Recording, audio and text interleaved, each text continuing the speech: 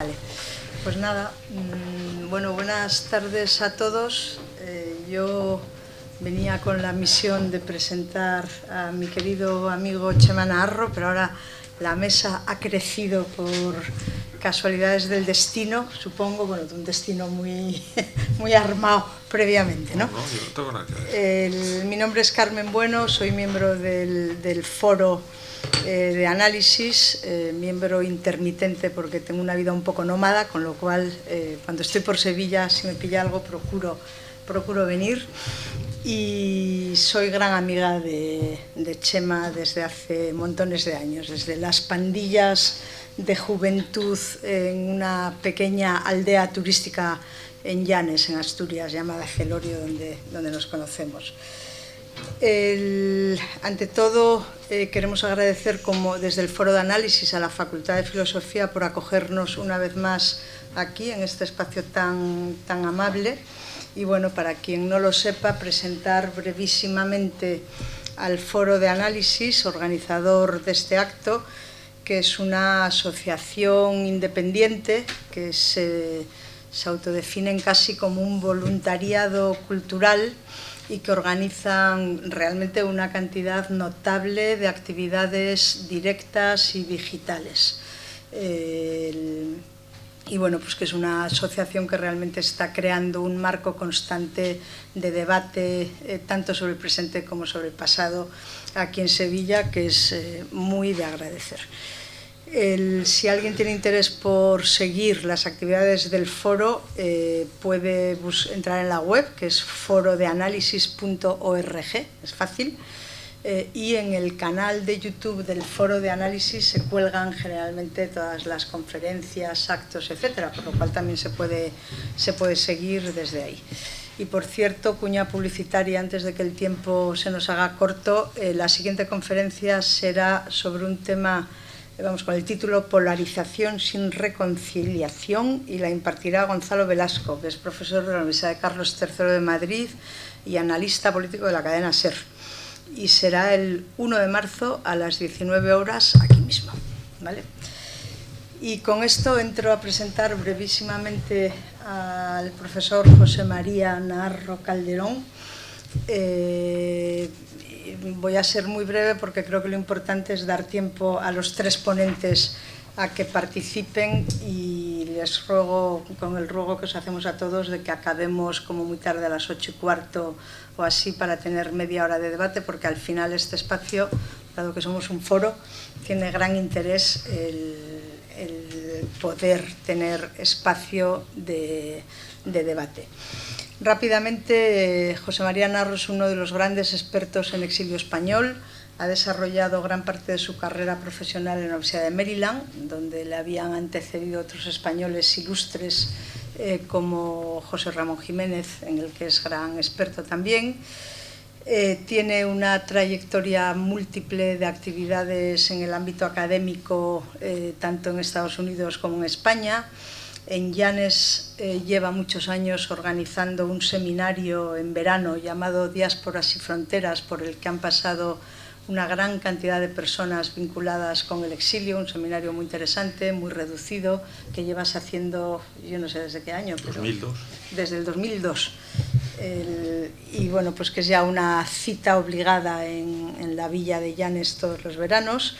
Ha mantenido también contacto académico con la Universidad de Alcalá de Henares, con la Universidad Juan Carlos I, y a Sevilla ha venido en más de una ocasión acompañando y organizando programas para estudiantes en el marco de una institución que se llama CCCS, que es el Centro de Estudios Transculturales, que tiene una sede aquí en Sevilla.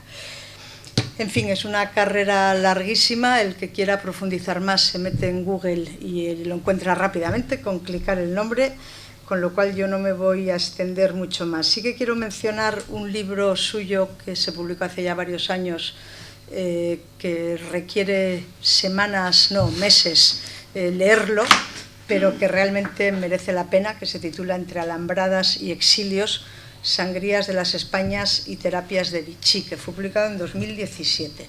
Una obra realmente impresionante. Yo creo que es un poco la obra compendio, ¿no?, de gran parte de tu trabajo.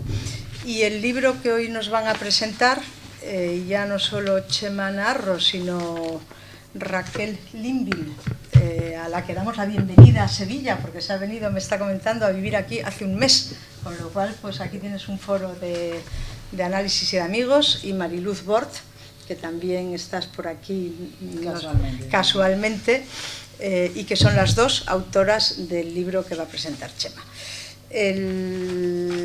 Pues nada, sobre el libro yo creo que es mejor que hables tú, que no que hable yo, con lo cual yo os cedo la palabra. Es un libro, eso sí, lo digo, bueno, es está publicado de momento solamente en inglés, ojalá se traduzca a la lengua de Cervantes, te veo muy poco confiado en ello, a lo mejor si le tocáis un poco el título para que no sea tan localista, que luego no lo es, porque parece que es muy Maryland, pero luego no es Maryland, es muchísimo más amplio que eso. El libro realmente es una joya, o sea, es un libro vinculado, fruto de un congreso, de un seminario, de un simposio sobre el exilio español, muy variado en cuanto a contenidos, habla de literatura, habla de exilio, habla de política, es como una revisión de una historia que a mí por lo menos me resultaba muy lejana, siempre oímos hablar mucho más del exilio en México y de otros exilios en Francia, y es realmente muy interesante, muy variado, acaba con una entrevista, o bueno, tiene por ahí al final una entrevista con Noam Chomsky muy interesante también, y yo recomiendo absolutamente su lectura. Creo que es posible encontrarlo porque Antonio me lo ha mostrado, porque lo ha comprado en algún lugar, y nada más, y con eso os cedo la palabra, Chema. Muy bien, bueno, gracias Carmen, gracias Antonio. Esto no sé cuánto les han abonado a ustedes esta tarde con este tiempo por venir, ¿no?, a encerrarse aquí, pero supongo que me lo cobrarán en algún momento, ¿no? Porque verdaderamente esto es público, esto es Avalancha, ¿no?, en este sentido, y por lo tanto muy agradecido, y doblemente agradecido porque naturalmente estaba todo planeado. El hecho de que Rachel y Mariluz estuvieran aquí es una coincidencia absolutamente. Los astros se han unido, porque en principio Rachel tendría que estar en Estados Unidos y Mariluz un poco más cerca, pero empezó en Palencia, ¿no?, ha ido hacia Málaga y ha triangulado desde Huelva, ¿no?, para llegar hoy a Sevilla, ¿no? O sea que es verdaderamente una muy fructífera coincidencia. Y cuando estuvimos pensando en qué hacer y sobre qué hablar, etcétera, pues estuve dando vueltas a varias cosas, y luego Carmen me dijo, bueno, pero el libro y tal y cual. Y digo, pues sí, claro, naturalmente. O sea que, bueno, estupendo. Bueno, vamos a centrarnos un poco en ello, y a su vez a dar algunas pinceladas de lo que pueden ser algunos de los lugares comunes que tienen que ver un poco con este trabajo de exilios, y luego, si da un poco más de tiempo, pues ir hacia cuestiones más contemporáneas y actuales, ¿no?, por las cuales se pueden juntar estas cuestiones.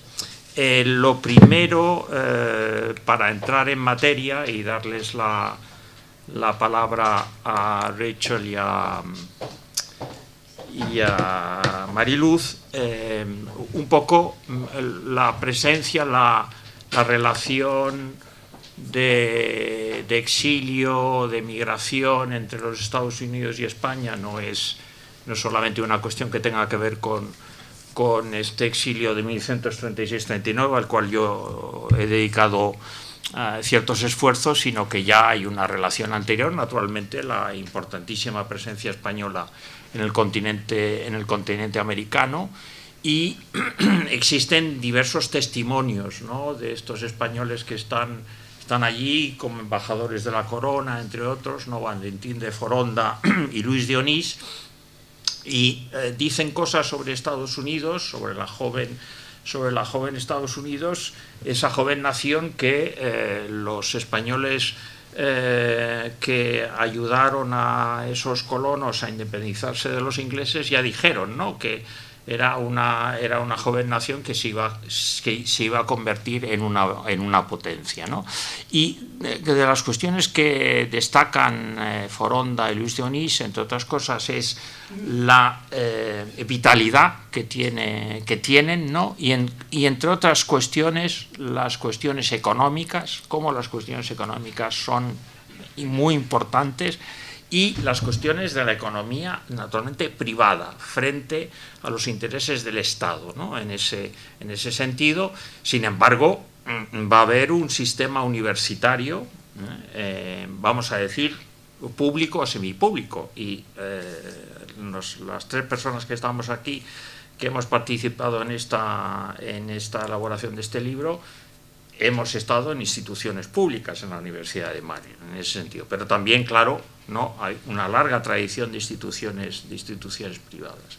Y luego la cuestión, ¿no? De cómo en ese sentido, ¿no? Es el dinamismo de esta nueva nación. Y además, ¿no? Existe en Estados Unidos, en este contexto de relación entre España y la joven nación, un momento casi fundacional e importantísimo para nuestro pasado, que es ese momento que representa la Constitución de Cádiz, y de la cual existe todavía en Estados Unidos el único monolito, ¿no? Original dedicado, ¿no? Al recuerdo de la Constitución de Cádiz, y es un lugar emocionante para cualquier español que crea en los principios constitucionales, la tercera Constitución al fin y al cabo.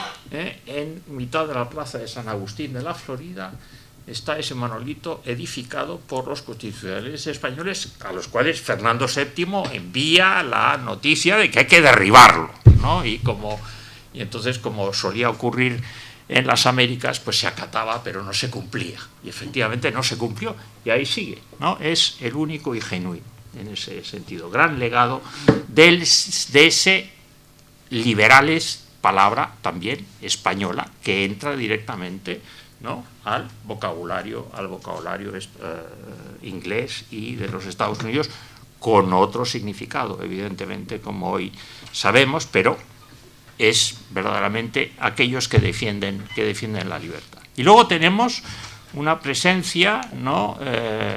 De unos inmigrantes que aparecen en el siglo XIX, precisamente para unirse a esa república económicamente pujante, y que entre otros han estudiado colegas y amigos de la Universidad de Nueva York, James Fernández, ¿no?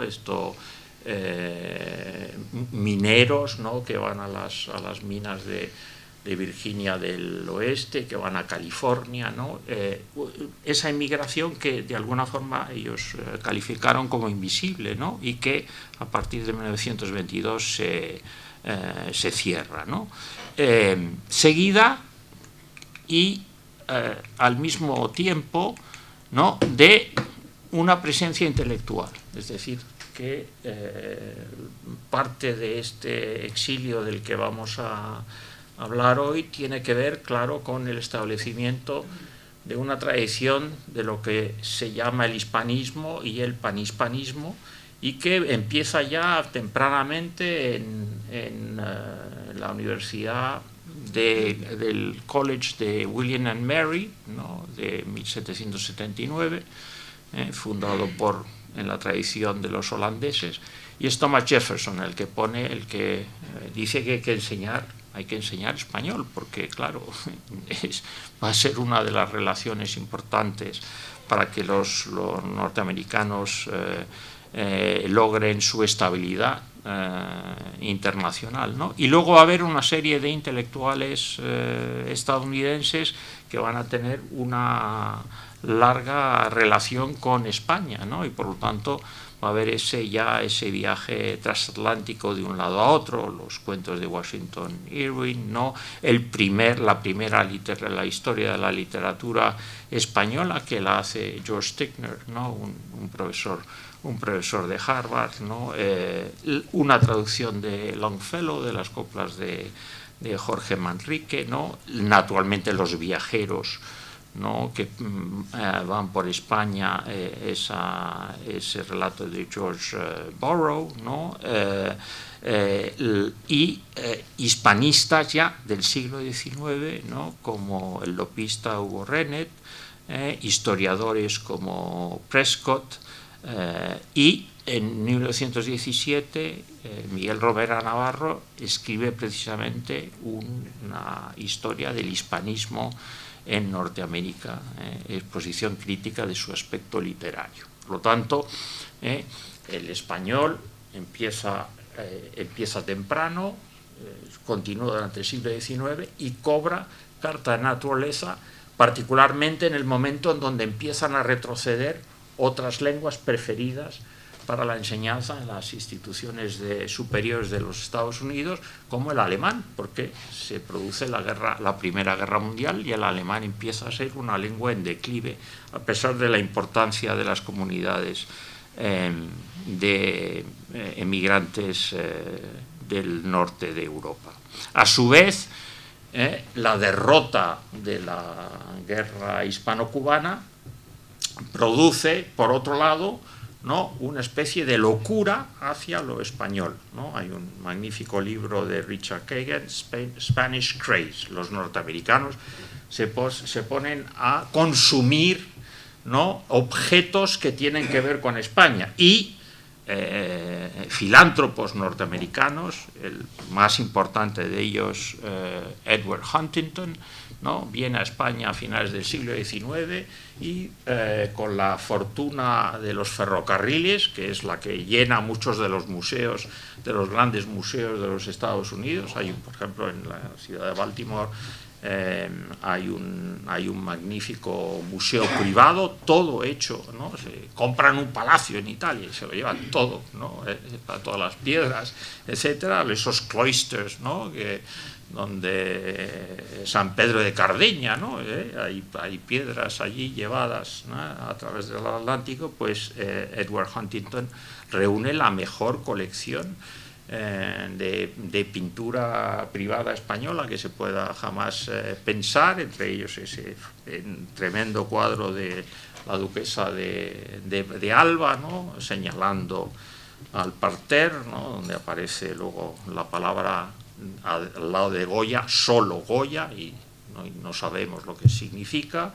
Esa magnífica sala, ¿no? Donde Sorolla pinta, ¿no? A todos los tipos de la época, y luego una biblioteca de incunables, ¿no? Primeras las incunables del poema del Mío Cid, primeras ediciones del Quijote, Góngora, etcétera, etcétera, etcétera, ¿no? O sea, eso es lo que logran aquellas personas enamoradas de lo español. Y naturalmente eso tiene una correspondencia en España a través de la residencia de estudiantes, la residencia de señoritas, el Lyceum Club, y una relación con las universidades de la llamada grupo de las Seven Sisters, y por lo tanto ida y vuelta, ¿no? Los campus españoles empiezan a parecerse a esos campus norteamericanos, la planificación de la universidad central, ¿no? Fuera del viejo edificio de la calle San Bernardo, en los altos de la ciudad universitaria en Madrid. Es una copia de esos recintos estadounidenses, etcétera. Y naturalmente prensa, uno de los hermanos de Zenobia Camprubí, José Camprubí, ¿no? Es director del más importante periódico en lengua española, ¿no? En los Estados Unidos. La prensa va a ser importantísimo en ese sentido, en la presencia del matrimonio Jiménez Camprubí luego en los años 30. Y claro, luego llega la guerra civil, la guerra de las Españas, la guerra internacional, guerra de España, y vienen de Estados Unidos un grupo importante de voluntarios, como son los brigadistas de la Lincoln, y luego hablaremos un poco de ellos también. Entre ellas, naturalmente, una serie de voluntarios ¿no? de origen afroamericano, ¿no? Que por primera vez en España encuentran un lugar, perdón, porque estoy pasando yo mi ordenador y no el suyo, encuentran un lugar donde son finalmente aceptados como ciudadanos, ¿no? Lo que no eran en los Estados Unidos. Al regresar a los Estados Unidos de nuevo se encuentran, ¿no? en la parte inferior de la sociedad, junto a una serie de personal médico, como es Edward Barsky, que es el que los dirige, el que los coordina, y luego Barsky va a ser perseguido, ¿no? Durante la época del macartismo, ¿no? en los años 40-50, luego perderá su licencia médica, ¿no? Al final, ¿no? Esos guionistas de Hollywood, ¿no? Que son perseguidos, entre ellos uno de ellos, Alva Basie, que había venido con las brigadas, ¿no? Etcétera, y por no denunciar a los nombres de las personas implicadas en la ayuda que este comité ahora de Barsky, que se había convertido no solamente en un comité de ayuda médico eficaz en la guerra, sino también en un comité de ayuda ahora a los refugiados, ¿no? Porque la guerra se ha perdido para los republicanos españoles y hay que ayudarles, y entre otras cosas hay que ayudarles en Europa, y hay que enviar dinero, y hay que, entre otras cosas, generar ayuda médica en Francia, donde están la mayoría de estos refugiados, ¿no? Algunos de ellos regresados de los campos de concentración. Y un médico de Harvard junto a Barsky canalizan dinero. Esto es lo que quiere saber el Comité de Asuntos Antiamericanos, que se había creado contra los nazis y ahora va contra los comunistas, precisamente para ayudar a estos refugiados españoles republicanos que venían de los campos de concentración nazis, el Walter C. Cannon Hospital Varsovie, ¿no? Pues esto, la gente fue a la cárcel para no revelar la fuente de financiación. Bien, y por lo tanto es un momento paradójico, porque por un lado, ¿no?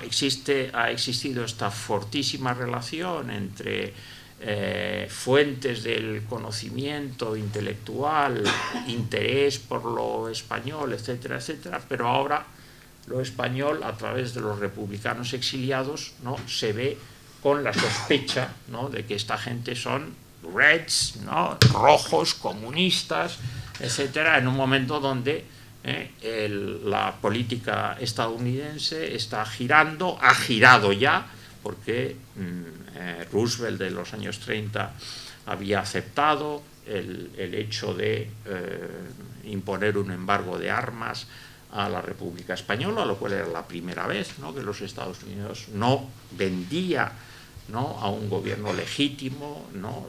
su derecho a defenderse, y por lo tanto la entrada a los Estados Unidos de estos emigrantes, refugiados españoles republicanos es una entrada con cuentagotas en ese sentido, y tiene que ver con este entramado, ¿no? Que ya existía anteriormente, y por lo tanto son fundamentalmente refugiados, emigrantes, exiliados, que van a entrar de una forma individual y fundamentalmente canalizados primero hacia América Latina y luego, ¿no? en un segundo paso de América Latina a los Estados Unidos. Bueno, esta es una de las razones por las cuales yo quería que quedase en la memoria bibliográfica un volumen en inglés que recordase algunos de estos pasos y algunos de estos momentos, ¿no? por varias cuestiones, porque entre otras cosas yo tuve la fortuna de llegar a la Universidad de Maryland en el año 87, y en esta universidad nada más y nada menos que había estado Juan Ramón Jiménez, ¿no? en este periodo de exilio entre el año 43 y 1951.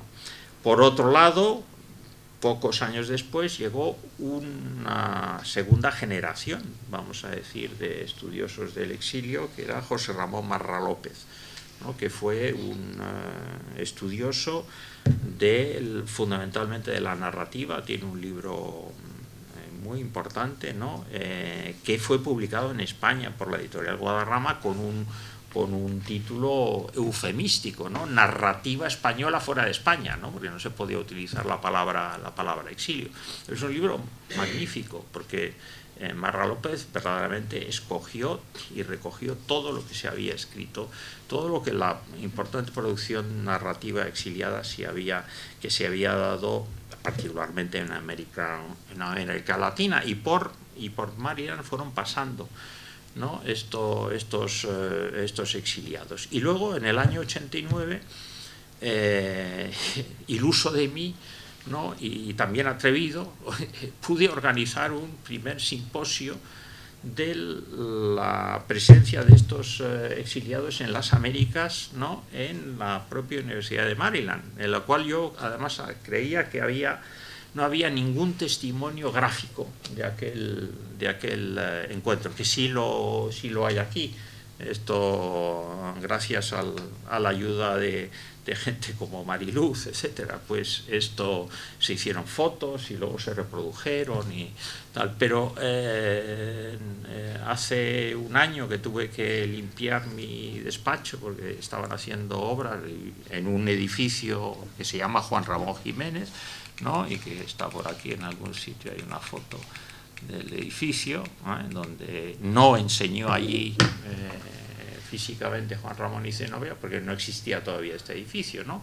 Pero lleva el nombre del poeta, del premio Nobel, y en esta zona del edificio pues estaba todavía, casi era de la época de Juan Ramón, y entonces decidieron hacer obras y me obligaron a sacar todo lo que había allí acumulado, ¿no? 52 años de papeles inútiles, naturalmente la mayoría de ellos, y ¡oh sorpresa!, me encontré con que había 9 videocassettes, porque el encuentro había sido filmado, y yo no me acordaba, ¿no? Esto, supongo porque ya las neuronas funcionan bastante mal, ¿no?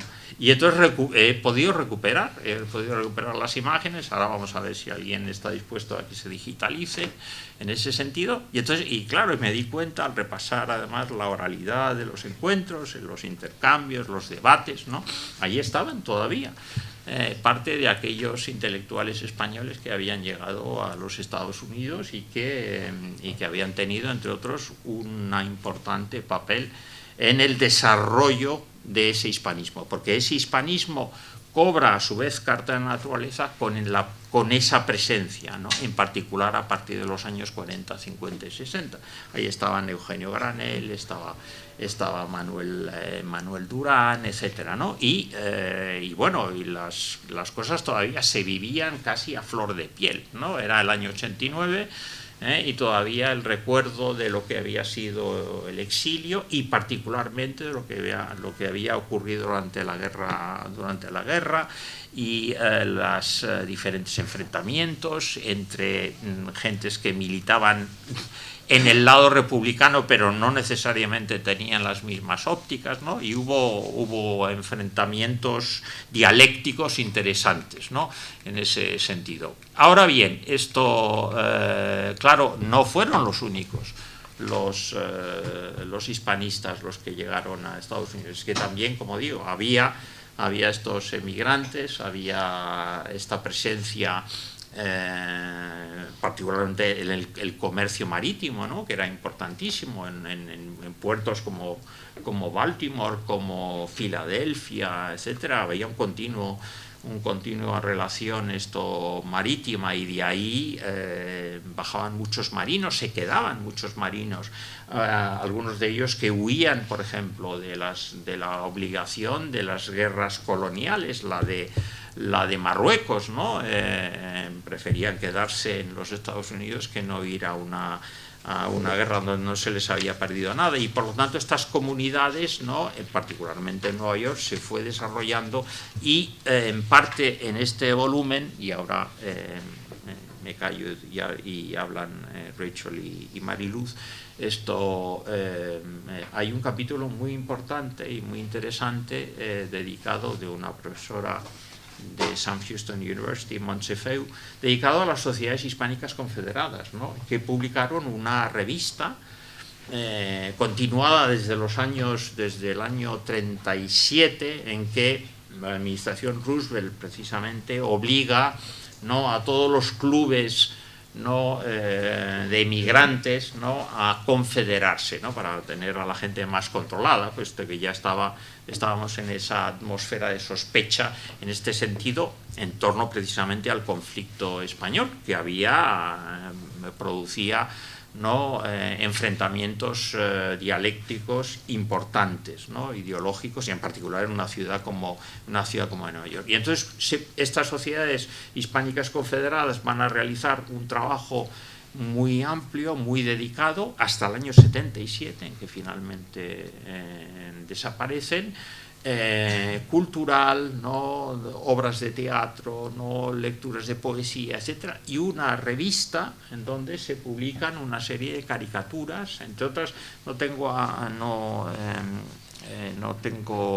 aquí todas, pero hay un grupo de caricaturas muy interesantes, y creo que se va a hacer ahora se está intentando hacer una edición, ¿no?, de las caricaturas, entre ellas de uno de los caricaturistas más interesantes de ese momento, que fue Josep Bartolí, ¿no?, que además fue un gran caricaturista y que mostró uno de los aspectos menos agraciados de lo que fue el exilio, que fue los campos de concentración en Francia, ¿no?, con unas caricaturas muy interesantes. Bueno, entonces el volumen, en ese sentido, lo que buscaba era darle diversidad a la compleja situación de lo que puede ser un exilio tan extenso en los propios Estados Unidos, habiendo una primera parte en la cual aproveché para que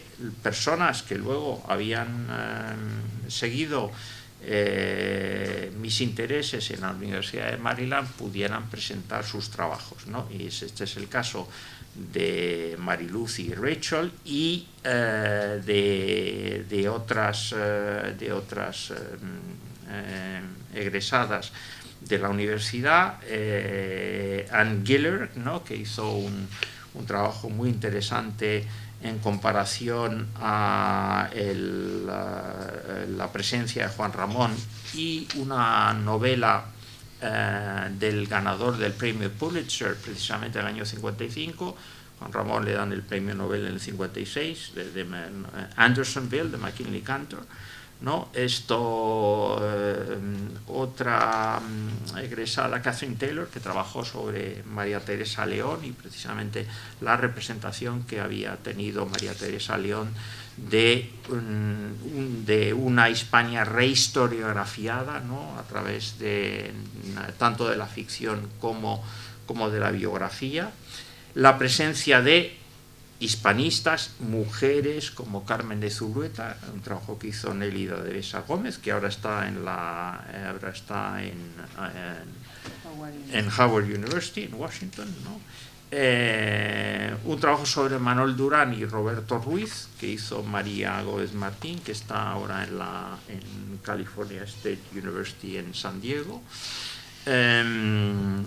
Un trabajo sobre la relación entre Manuel de la Sota, exiliado vasco, y Pedro Salinas, ¿no?, y su relación a través del cine, su interés por el séptimo arte, que hizo Ricardo Vivanco Pérez.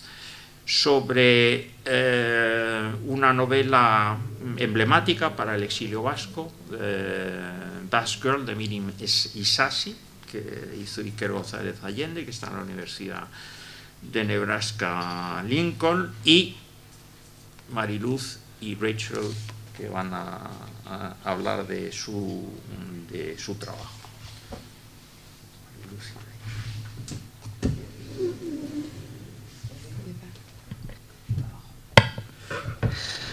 Buenas tardes. Decir que evidentemente esto no estaba preparado y esto es como cuando uno va por la calle y de repente sale alguien y le saca un micrófono para preguntarle algo así, ¿no? Pues se queda una un poco como... Yo venía a ver a mi profesor, que digamos que quizás a lo mejor por Rachel y yo pertenecemos a esa otra generación que sigue con la estela de los estudios del exilio en Maryland y bueno, el profesor Narro es el que nos ayuda en todo este proceso de investigación para la tesis doctoral. Es inevitable, ayudaba, ya no nos ayuda, ya estamos en otros menesteres, pero bueno, seguimos haciendo cosas, ¿no? A pesar de que esto no estaba preparado para hacerlo juntos, pero bueno. Aquel momento fue particularmente, para mí fue un momento muy importante, porque aparte se desarrolló ya en mi última etapa ya de mi doctorado, cuando yo justamente acababa de defender mi tesis doctoral y me quedaban muy pocos meses para acabar en la Universidad de Maryland, con ya una visión de volverme a España. Yo particularmente me centré, digamos que junto con Catherine Taylor y quizás con Nélida, nos dedicamos un poco más a esa experiencia del exilio en femenino. Y no un exilio femenino, sino en femenino, porque es una experiencia diferente, ¿no? Particularmente mi punto de interés estaban en estas escritoras exiliadas en México, en concreto en Concha Méndez y Ernestina de Champurcín, pero también eso me abre la puerta a otra generación que viene al poco después, pues digamos que la etapa un poco más de madurez de Concha Méndez y Ernestina, que es cuando se exilia, le sigue otra etapa, digamos otra generación más joven, como por ejemplo puede ser Aurora Albornoz y Concha Zardoya, que son las que yo empiezo a poner un poco en diálogo. ¿Qué pasa con este exilio en el volumen? ¿Qué pasa con este exilio en México en femenino? ¿Y qué pasa con este otro exilio de esta otra generación un poco más joven que se exilia en los Estados Unidos? Aquí hay muchos factores, ¿no? Pero yo no me quisiera alargar. Teniendo en cuenta todo lo que ocurre en ese momento en la Edad de Plata y durante la Segunda República aquí en España, el asociacionismo femenino, ¿no? Todas estas uniones, todas las redes de intelectuales que se crean, y estas mujeres, me refiero a Ernestina y a Concha Méndez, que empiezan a publicar a partir de 1926, coetáneas a esa generación del 27, tan nombrada generación del 27, ¿no? Que ahora es cuando se está empezando a incluir. Yo no sé si se puede incluir del todo, yo creo que bueno, era otra generación coetánea, pero bueno, no necesariamente hay que meter a ir con calzador, ¿no? Era una generación de mujeres que estaba escribiendo, que escriben estos poemas y de repente llega la guerra y se ven obligadas a la huida forzada, sobre todo también, entre otras cosas, porque la mayoría de estas intelectuales se relacionan con el círculo de los escritores. En paralelo, muchas de ellas acaban casándose con estos intelectuales que pertenecían a esa tan nombrada generación del 27, como en el caso de Concha Méndez, Manuel Alto Laguirre, y en el caso de Ernestina, José Domenchina. Ellos sí tenían una vinculación política mucho más señalada y fuerte que ellas, y ellas pues deciden exiliarse con ellos a México.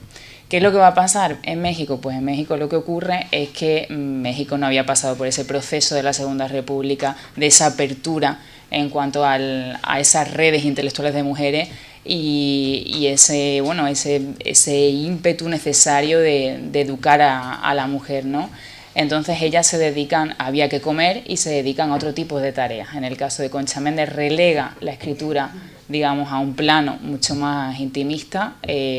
Cuando me digo intimista no me refiero solo de que escriba poesía, sino me refiero a que, bueno, pues que se queda para un espacio para ella, como si fuera un refugio para ella misma, mientras que se encarga de cuestiones más prácticas como vender los libros que publicaba con Manuel Artola Aguirre en la Verónica, y ella iba puerta por puerta llamando para vender esos libros, para pues, ese sustento económico, porque había que salir adelante. Aparte ellos viajaban con Paloma, con su hija, y alguien tenía que tirar de eso, ¿no? Por otro lado, Ernestina sí se dedica a trabajar en el Fondo de Cultura Económica. Su escritura también se relega a ese plano más íntimo, pero bueno, ella sí que hace algunos trabajos de traducción para el Fondo de Cultura Económica, pero sí que si hablamos de ese plano en la escritura, todo eso que estaba en potencia en España en aquel momento, digamos que pasa a un segundo plano en el exilio en México. La contraposición con, por ejemplo, Aurora Albornoz y Concha Zardoya, que son más jóvenes, se exilian no en el 39, en el 42 y 46, si no recuerdo mal.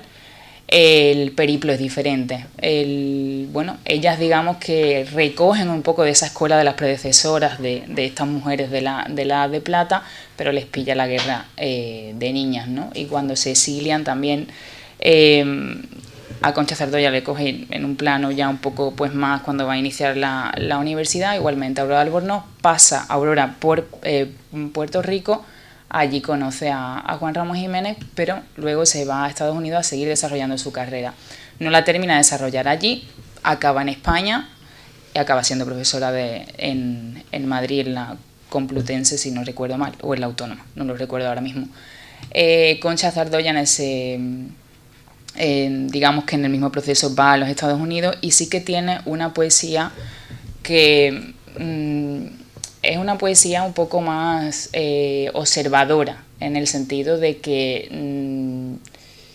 toma un poco esa escuela de poeta en Nueva York, de cuando Lorca llega a Nueva York y se ve aquellos edificios, ¿no? Y se queda tan asombrado y escribe sobre eso. Y ella sí que tiene una mirada mucho más social de su estancia en los Estados Unidos. Otra de las cuestiones lógica que había entre un exilio y otro es que, bueno, pues en México se hablaba español y en Estados Unidos no, pero bueno, es que esto es una cuestión importante para el exiliado, porque para la cuestión de pertenencia y para la cuestión de la identidad, el idioma también es una razón de peso. Entonces, principalmente, si vemos la diferencia entre el exilio en México de las mujeres y de esta primera generación de exiliadas y de este exilio en Estados Unidos, pues sí que hay un vínculo más profesional en esta segunda tanda, digamos, ¿no? de estas mujeres un poco más jóvenes, y de la primera generación que la escritura se relega a otro lugar. Bueno, pues añadir que de aquí va a salir un libro, ¿no? Esto lo estamos esperando.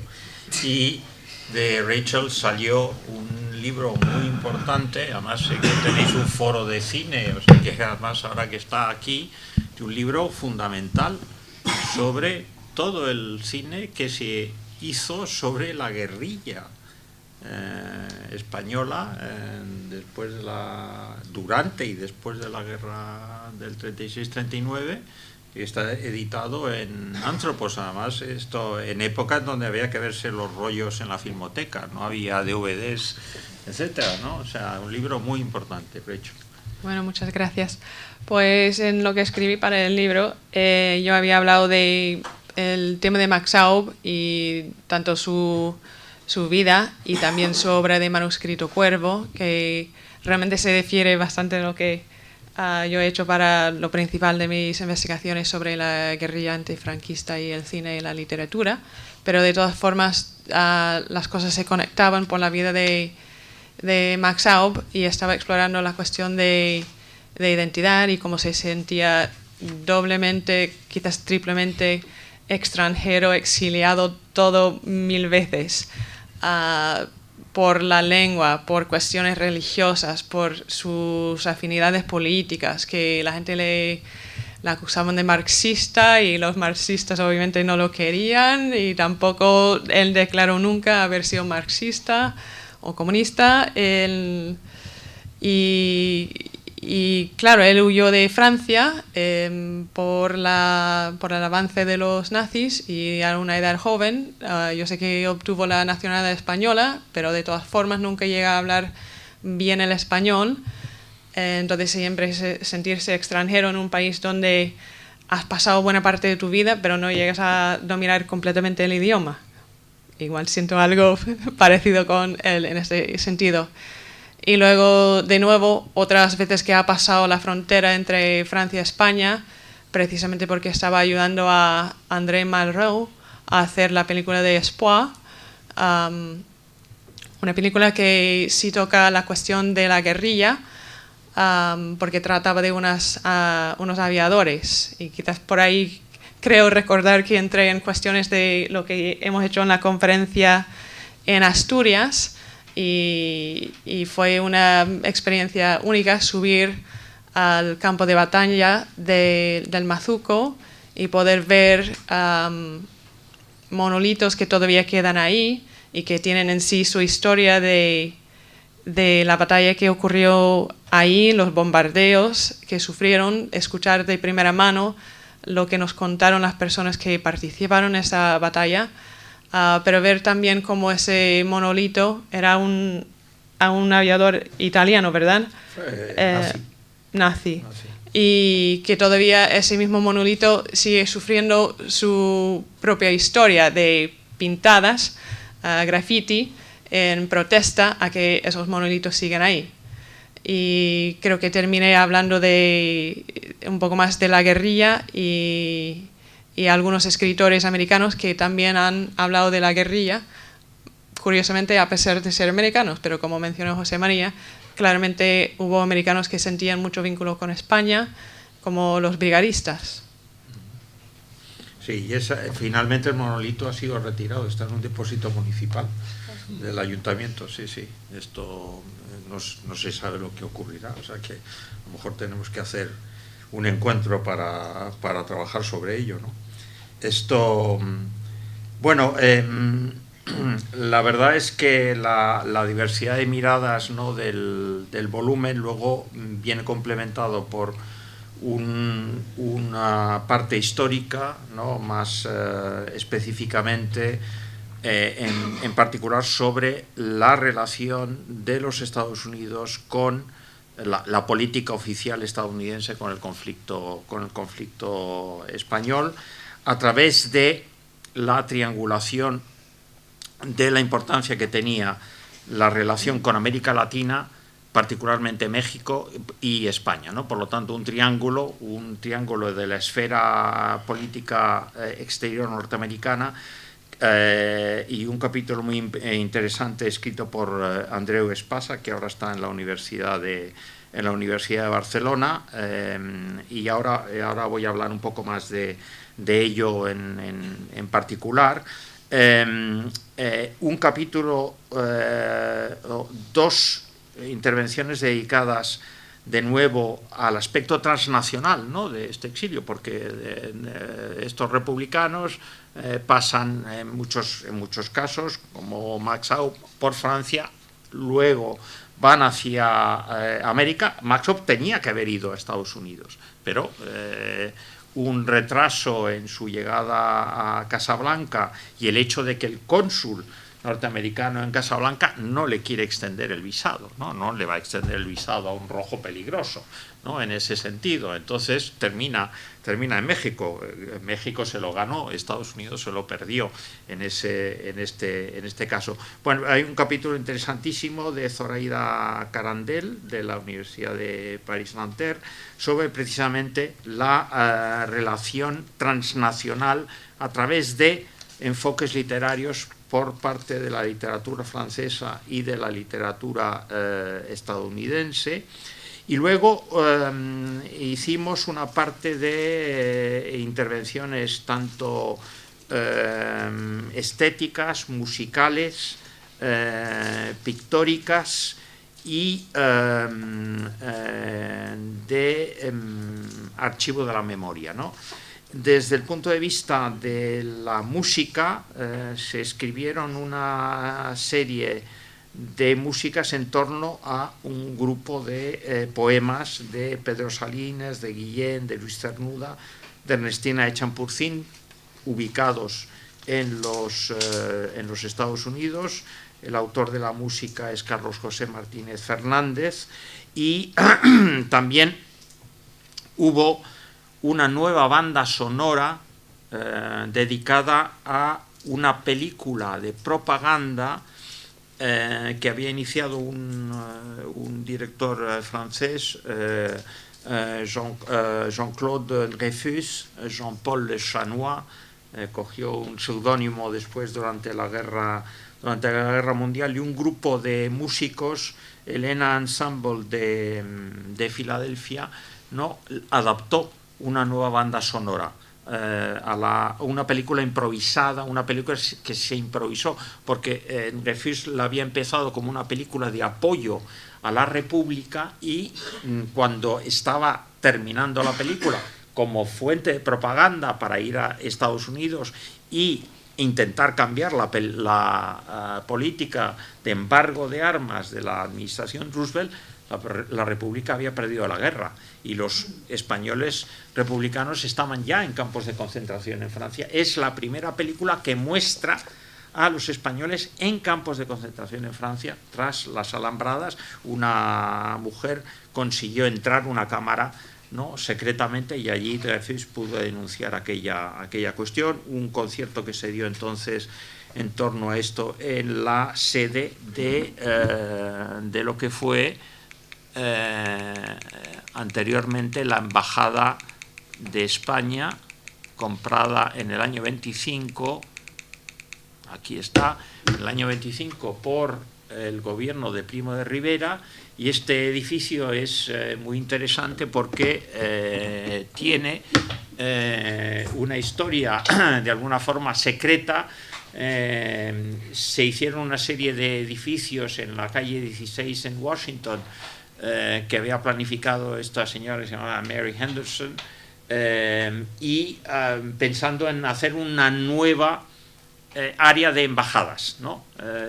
España compró este edificio, también México compró otro edificio y ahora está el Centro de Cultura Mexicano. Italia compró otro edificio.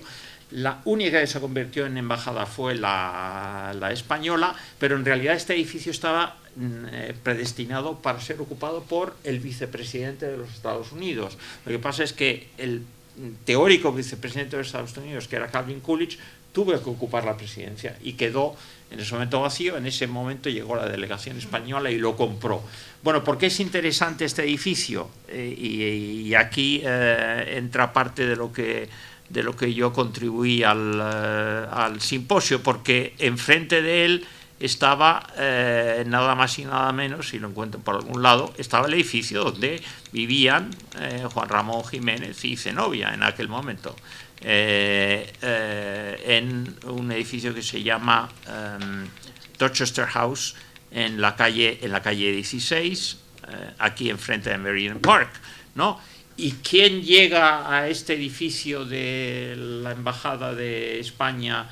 Pues nada más y nada menos que José Félix de Lequerica. ¿Y quién es José Félix de Lequerica? Probablemente responsable de que Max Aub acabe en un campo de concentración, y el embajador español que permite finalmente a la administración Roosevelt, a la administración norteamericana, que España ingrese en 1955 en las Naciones Unidas. Él es el urdidor de toda esta política. Hay todo un trabajo no lento de captación, de cambio de mirada de los Estados Unidos hacia la dictadura de Franco, porque no todo el mundo, evidentemente, a pesar del hecho de que Franco fue mantenido en el poder, no todo el mundo en la administración norteamericana estaba a favor del franquismo.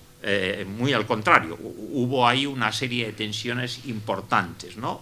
Como en una democracia donde hay gentes de diversas tendencias ideológicas. Pero interesantemente, José Félix de Lequerica es el que finalmente termina logrando este ingreso de España en el 55 a las Naciones Unidas. Y a su vez había otro capítulo de un testimonio de un compañero del departamento de francés, Pierre Verdaguer, donde contaba y donde cuenta la historia rocambolesca increíble de su padre, ¿no? Nacido en la Jonquera, hijo de unos tenderos de la Jonquera, que había ido a estudiar a Barcelona, llega a la guerra, termina como refugiado en Francia, perseguido por los nazis, etcétera, etcétera, etcétera, y su hijo termina en los Estados Unidos, en nuestro departamento, en la Universidad de Maryland. Bueno, otro testimonio es el de Víctor Fuentes, que ha sido y es profesor emérito de la Universidad de California, Santa Bárbara, un capítulo muy interesante sobre su relación precisamente con estos exiliados españoles en Nueva York, ¿no? Donde se crea una comunidad absolutamente diversa y donde aparecen personajes rocambolescos de la tradición anarquista que están en esas sociedades españolas confederadas, ¿no? Poetas bohemios y curiosos como Alfonso Vidal y Planas, ¿no? El general Asensio, ¿no? Que había sido defenestrado y enviado como agregado militar a la embajada en Washington y acaba en el exilio en Washington. A todos ellos los conoció como joven llegado de una posterior generación del exilio, ¿no? Y el testimonio también importante de un artista conceptual, Francesc Torres, ¿no? Que lleva muchos años establecidos en los Estados Unidos y cómo precisamente, ¿no?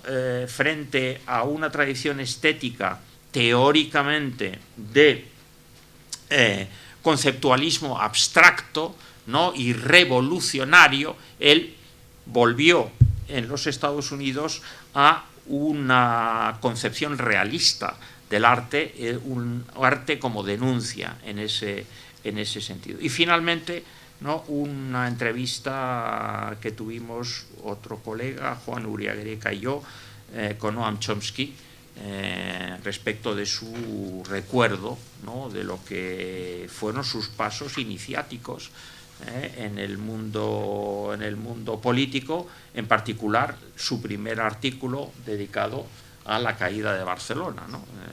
Empieza con algo así, con Barcelona fell, ¿no? Y habla de la progresión del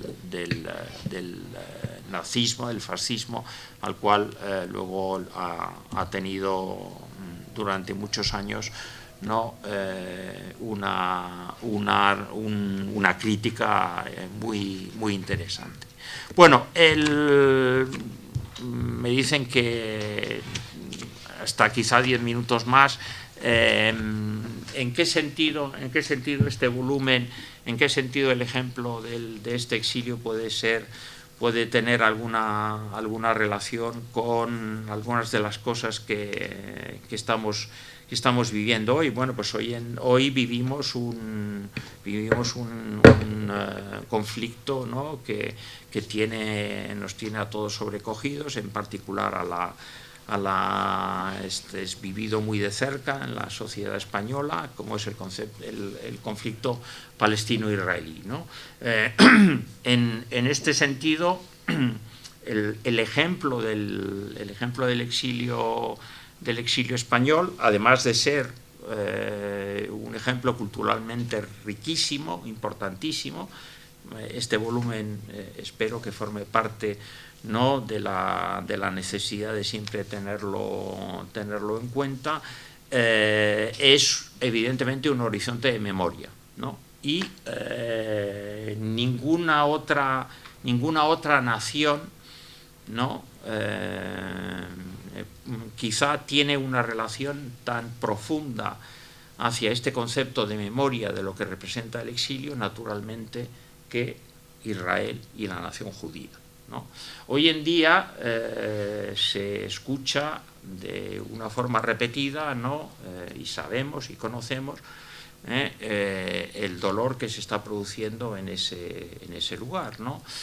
Pero curiosamente hay puntos de analogía entre este exilio español del 36-39 y ese exilio y esa diáspora judía, en el sentido en que curiosamente, ¿no? Si la Tercera República no volvió a España, la Segunda tampoco. En ese sentido, los exiliados fueron simbólicamente repatriados, pero no formaron parte del, vamos a decir, del cambio político que se produjo en este país después de la muerte del dictador. Tuvieron una presencia verdaderamente testimonial. Además, tampoco se les permitió verdaderamente participar en el juego político, porque precisamente los partidos republicanos fueron prohibidos en la primera elección del 77, no pudieron participar del juego político, ¿no? Producían un cierto temor, pero sí es algo que no se conoce quizá, es que sí se trasvasó ciertas ideas que habían mantenido los exilios españoles republicanos a el mundo constitucional de hoy, y es el sentido de un debate, ¿no?, que anda candente y que anda abierto, ¿no?, que es de alguna forma en qué tipo de país pensamos o queremos tener, ¿no?, en el cual hay un debate abierto con una serie de tensiones, ¿no?, a nivel de lo que significa la configuración de la nación y eso que se llaman nacionalidades. Bueno, pues eso es algo que se mantuvo vivo en el exilio español, en el debate del exilio español, ¿no?, a través de la presencia precisamente de elementos de otras configuraciones nacionales, de otros imaginarios nacionales, el imaginario de Galeusca, ¿no?, de Galicia, de Euskadi y de Cataluña, y finalmente la aceptación por parte de los exiliados españoles de esa idea de autodeterminación de los pueblos, ¿no?, que luego fue abandonada, no apareció en el texto constitucional, ¿no?, sino a través de esa definición civilina, ¿no?, de nación y nacionalidades, ¿no?, y luego todas las nacionalidades, ¿no?, se han precipitado todas a invocar, ¿no?, su tradición nacional, ¿no? Hay un libro importante sobre ese tema de García Cárcel, ¿no? Todas las constituciones locales, empezando por la andaluza, ¿no?, que fue la primera en reivindicar precisamente, más allá de las históricas, con nosotros sería el famoso 151, bla, bla, bla. Bueno, ¿en qué sentido esto se reúne con el ejemplo judío-israelí? Pues que Israel precisamente es la nación que logra finalmente, después de 2000 años, ¿no?, sedimentar, ¿no?, un espacio territorial, político, de identidad cultural, ¿no?, gracias a la resiliencia del factor del exilio, ¿no? Y en este sentido esto parece contradictorio, ¿no?, porque el exilio precisamente es aquello que hemos expulsado, eso que hemos echado, ¿no? Y una de nuestras pensadoras exiliadas, María Zambrano, Mariluz puede hablar ampliamente de ella a través de sus ensayos, pero en un momento escribió un pequeño libro titulado Los Bienaventurados, ¿no?, donde hablaba de tres tipologías del exilio, ¿no?, los refugiados, los que finalmente se acogen, ¿no?, en un lugar y terminan, ¿no?, reestableciendo su vida. Ese fue el ejemplo de lo que José Gauss llamó los transterrados en México, ¿no?, rehicieron de alguna forma, enraizaron, proyectaron el legado del exilio, en particular también en los Estados Unidos, a través del hispanismo, etcétera, etcétera, en tantos países de América Latina, pero ninguno como México. Luego, evidentemente, aquellos que andan penando, ¿no?, el exilio, en ese sentido, en la vieja tradición grecorromana, ¿no?, aquellos que se les prohíbe ¿no? el uso del agua y del fuego, ¿no? Es decir, ¿no? el Ovidio, Dante, ¿no? Lo que yo he calificado como el infraexilio, ¿no? No hay lugar, no hay lugar para el refugio, ¿no? Es el planto, es el llanto continuo. Pero luego dice Zambrano, dice, bueno, pero existe luego una tercera categoría, ¿no? Que trasciende el exilio, que es el exiliado particularmente, el que desde un punto de vista, ¿no? casi trascendental, ¿no? consigue imaginar, ¿no? la nación precisamente desde fuera, en ese sentido. Pues en ese sentido los exiliados españoles consiguieron mantener una cierta imagen de la nación, ¿no? muy dilatada, porque fue un exilio extremadamente largo. Como digo, nada comparable a lo que ha significado en este sentido la diáspora judía, pero es un elemento aglutinador que amalgama y que une, ¿no? un cierto imaginario. Y es algo que quizá me gustaría dejar aquí como conclusión. Cuando escucho en todos estos momentos, ¿no? Evidentemente la pasión, el dolor que debemos tener hacia las personas que sufren, no la guerra, que sufren la destrucción, como ocurre en ese lugar no tan fallido de Palestina. No debemos nunca olvidar el hecho de lo que representa, ¿no?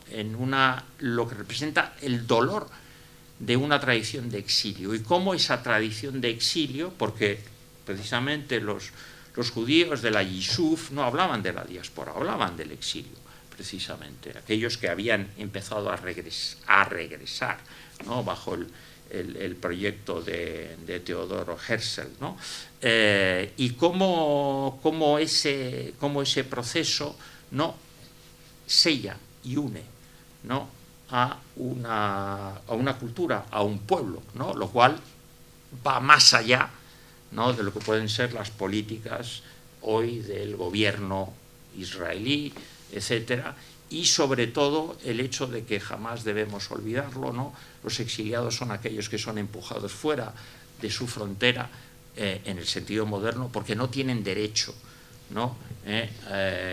A tener su organización política, cultural, nacional, ¿no? La nación es precisamente creadora, expulsadora, es la que crea, tiene el yin y el yang, tiene un otro lado que es el exilio. Y no olvidemos nunca que a pesar de todo, ¿no?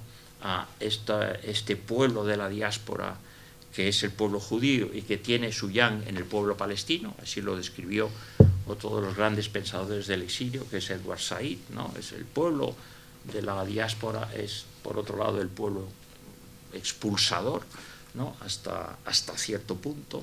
Ese pueblo, como es el judío, tiene derecho, evidentemente, como naturalmente el palestino, ¿no? a una tierra, a un orden, a unas fronteras, de esas fronteras de las cuales se rió este judío universal, que fue Max Aub, del que ha hablado Rachel, y por eso quiero leer simplemente de un libro maravilloso que escribió poco después de estar en Israel en 1967, Imposible Sinaí, lo siguiente: la guerra árabe-israelí ha terminado, es un decir.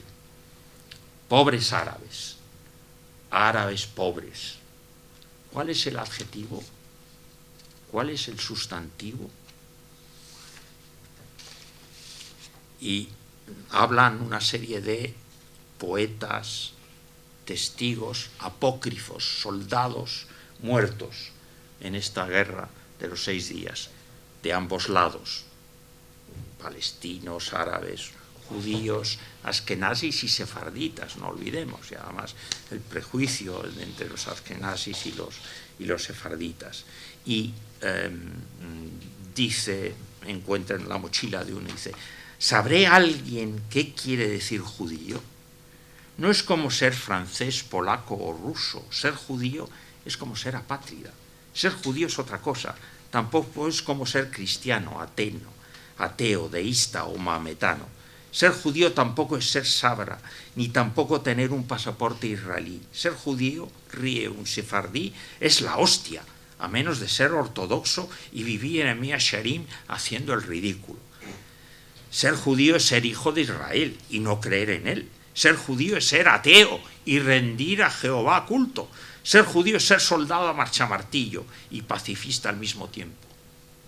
No sabe nadie que es un judío, pero nadie sabe lo que es, porque los hay de todos los colores, altos, bajos, tontos, listos, imbéciles, inteligentes, socialistas, anarquistas, reaccionarios, comunistas, ricos, pobres, feos, guapos, regulares, trabajadores, gandules, dormilones, despiertos, ricos, pobres, feos, guapos, regulares, trabajadores, gandules, dormilones, despiertos, valientes, cobardes, repugnantes, cojos, blancos, bizcos, miopes, bien plantados, rubios, morenos, cobrizos, alemanes, franceses, griegos, turcos, españoles, todos judíos. Solo los judíos saben los que son, mas nadie sabe lo que es un judío. Max Aub.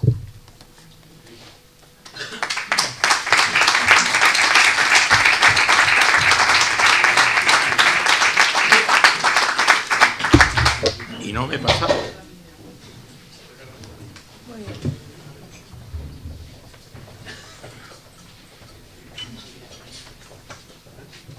Dejamos un minuto para esta pequeña diáspora que se nos está produciendo aquí y abrimos el debate. Así que si alguien tiene algo que comentar, preguntar o reflexionar. Hacer una pequeña pregunta, porque yo hablo alto, ¿no? Bueno, digo que quería hacer una pequeña pregunta porque me queda una duda cuando se refería a los campos de concentración franceses. No sé a qué se refiere, porque según yo tengo entendido, mi abuelo que estuvo en un campo, pero él no le llamaba un campo de concentración, él le llamaba un campo de acogida o de refugiados o algo así, porque no estaban... podían salir de allí, no era como el concepto de campo de concentración nazi que tenemos, ¿no? No sé a qué se refería en ese sentido. No, es una buena pregunta y es un debate candente. A ver, primero porque la nomenclatura oficial era campo de concentración de los propios franceses, ¿no? El ministro Sarraud, ¿no? lo dice a la Asamblea Nacional, ¿no?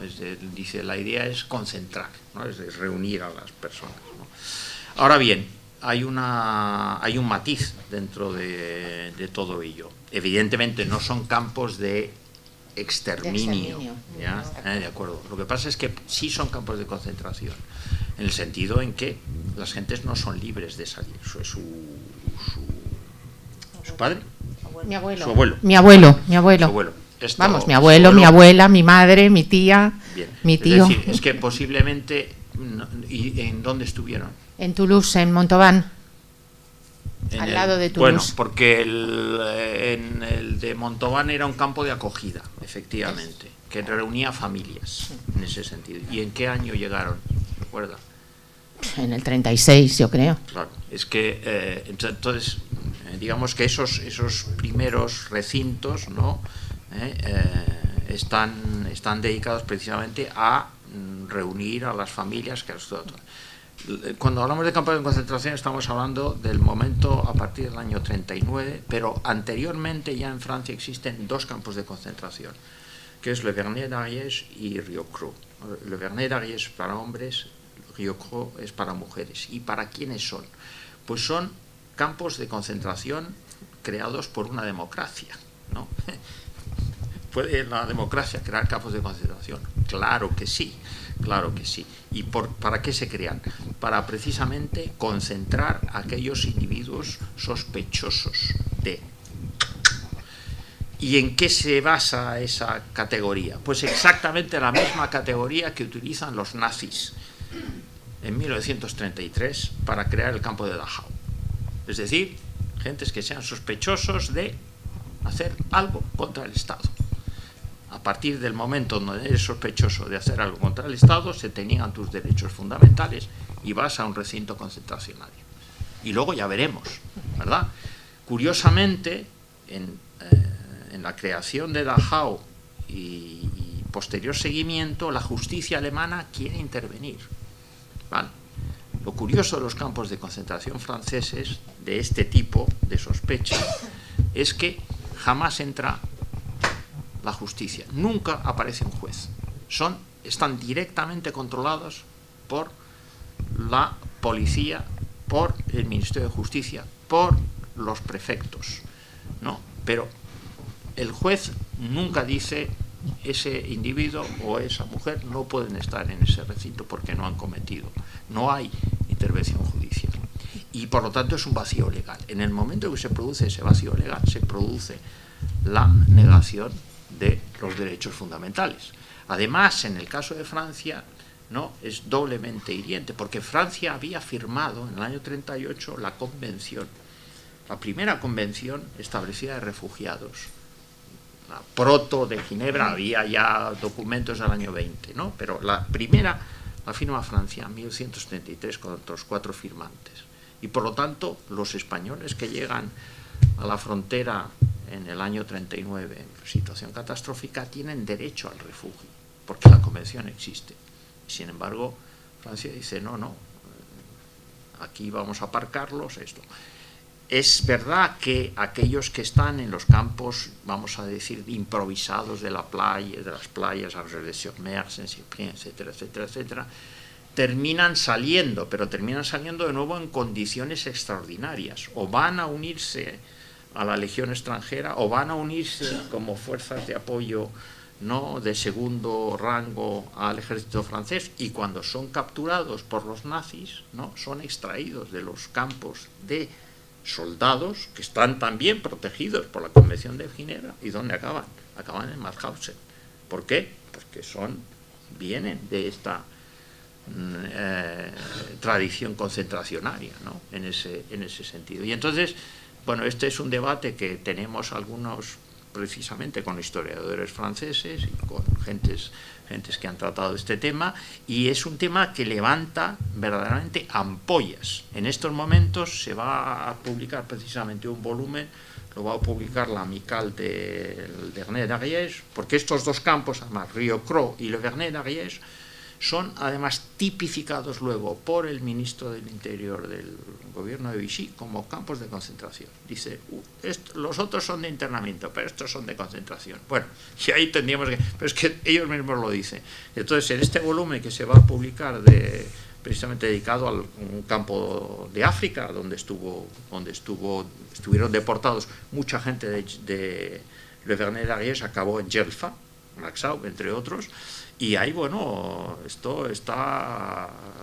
hay gente muy soliviantada, porque la Amicale de Le Vernet d'Ariège ha mantenido que son campos de concentración. Y esto, bueno, es una cuestión de nomenclatura, evidentemente, pero la nomenclatura luego esconde, el lenguaje naturalmente esconde situaciones, ¿no?, en este sentido. Y yo digo que hay que utilizar el término concentración porque, primero, es histórico, es el que representaba la realidad, como en los textos de ese momento lo hacían, porque además efectivamente concentra gente, y luego hay diversas categorías de la concentración, y hay una concentración que te lleva directamente al exterminio. Entras en Auschwitz y vas directamente a la cámara de gas, si eres judío. Vas a Mauthausen y te van a exterminar por el trabajo. Vas al Vernet y te quitan toda garantía, ¿no?, constitucional. Y bueno, pues ¿y por qué estoy así? Pues como les decían, como cuando yo hablaba con los encerrados allí, los que todavía conocí, ¿no? ¿Por qué es que je suis là? Por ça, pam. Pues esa es la concentración en ese sentido. Bueno, si nos negamos a de alguna forma subcategorizar, ¿no? Porque tiene una gradación, evidentemente, pero sin embargo, en cualquier momento, un ser humano que tiene plenos derechos puede acabar en un cementerio, pues como lo hay en Gelfa, como lo hay en el Vernet d'Argès, como lo hay uno pequeño en Argelès, por ejemplo, pero no sabemos cuántas gentes fallecieron en Argelès o en Saint-Cyprien, etcétera, en condiciones verdaderamente dramáticas, porque la gente que venía herida, mal alimentada, y de repente los encierran durante semanas, meses, ¿no? En lugares inhóspitos, en la arena, donde no tienen nada, ¿no? Bueno, pues hoy en día decimos, las gentes no pueden estar en las calles de nuestras ciudades, ¿no? Al ras, y intentamos, ¿no?, que la gente tenga protección, etcétera, etcétera. Pues imaginémonos en esa intención. ¿Era la intención de exterminar a aquella gente? Evidentemente que no. Pero la gente murió, desapareció, fueron negados sus derechos, evidentemente que sí. Por lo tanto, en el momento que hay un vacío, ahí hay una alambrada y una separación. Una cosita más, que tampoco quiero monopolizar el debate, y es, hilando con lo último que ha comentado sobre el pueblo Israel, los exiliados, la diáspora de los israelitas. A mí me llama mucho la atención, yo no sé si es algo que supongo yo que en sus seminarios, que a lo mejor si puedo me acerco a Llanes este verano y lo comento, porque tengo yo sobre los exiliados bastante que contar. Es el pozo que se queda en las familias de tus antepasados que han sido exiliados. Ese pozo que, aunque yo no he sido exiliada, mi abuelo me lo ha contado por un lado, por otro lado otros exiliados que tuvimos republicanos y que tengo, y que he ido a visitar a México a una tía mía, prima hermana de mi padre, exiliada de la República. Todo eso es psicológicamente, lo tenemos dentro, los hijos, nietos, y por eso es tan difícil lo que está pasando ahora mismo en Gaza. Nada más.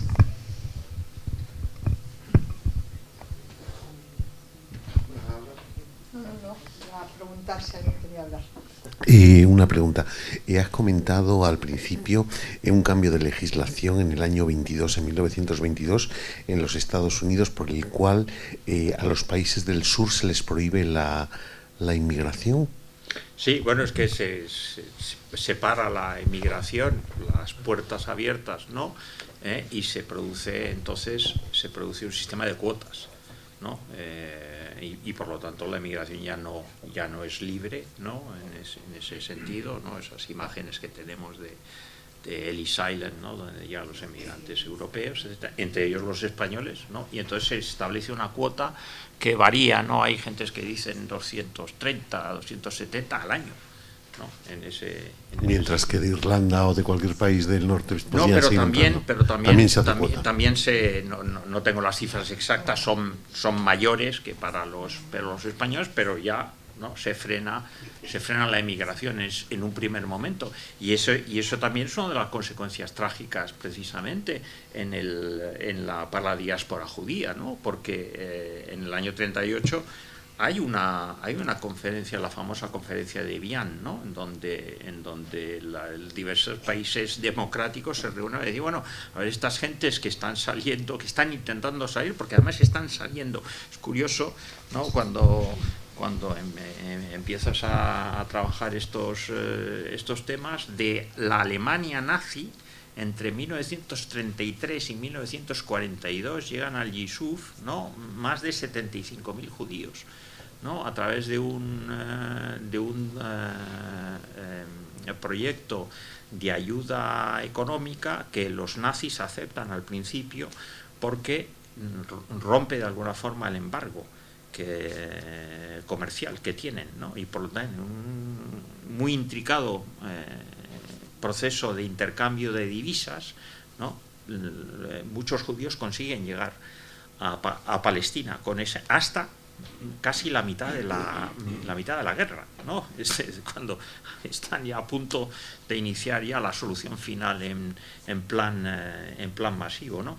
Pero en Evian todo el mundo dice sí, ahí habrá algo que habrá que hacer con estas gentes, pero nadie las acoge, ¿no? Y hay precisamente una magnífica obra de Maxau, San Juan, ¿no? Sobre ese famoso barco que sale de Hamburgo, ¿no? Itinera por La Habana, llega a Nueva York y regresa a Hamburgo, ¿no? Y aquellas gentes acaban en Auschwitz y en otros lugares.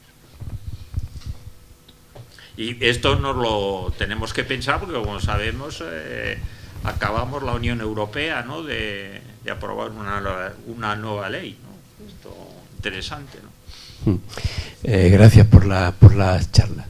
Yo quería saber qué razones aducía el gobierno americano para reconocer al régimen salido de una guerra en el 55, creo que fue, como miembro de las Naciones Unidas, después de haber luchado contra dictaduras como la italiana o la alemana, ¿no?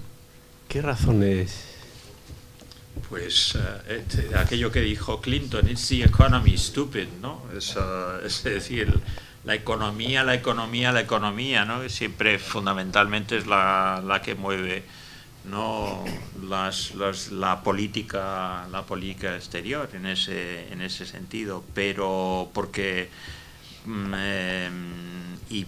bueno, porque España es un lugar absolutamente estratégico, ¿no? Lo sigue siendo a pesar de todo, ¿no? en el mundo digital, y durante la Guerra Mundial tiene materia prima, y la materia prima se llama, entre otras cosas, tungsteno, ¿no? Que es la que hace la coraza, el blindaje de los tanques, ¿no? Y si no tienes tanque, pues no ganas las guerras en ese momento. Y es fascinante, ¿no? Todo los archivos norteamericanos, y bueno, y hay un personaje, no he hablado de él, pero es un personaje precisamente cercano a Juan Ramón Jiménez, que es Henry Wallace, ¿no? Y Henry Wallace es el vicepresidente de los Estados Unidos en ese momento, y es un personaje fundamental, importantísimo.